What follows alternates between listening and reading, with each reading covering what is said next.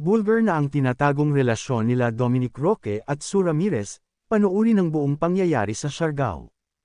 Ayon kay Dominic Roque na sila na daw ni Sue Ramirez at binulgar nila ito sa Siargao kasama ang kanilang mga kaibigan, matagal na daw niyang nililigawan si Sue Ramirez at private lang daw ang kanilang relationship kaya't ngayon lang nabunyag sa publiko.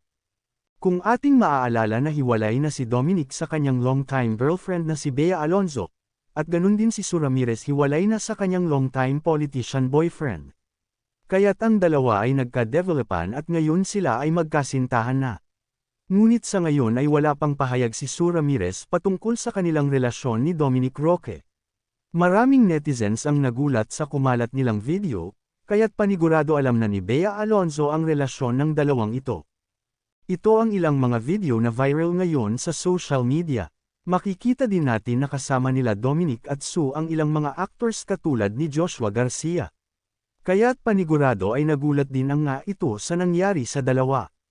Naganap ang halikan na nangyari sa bar sa Siargao, ayon pa sa kumakalat na mga balita na magkasama din sa hotel ang dalawa at walang separate room, ngunit aalamin pa natin ang tunay na kaganapan.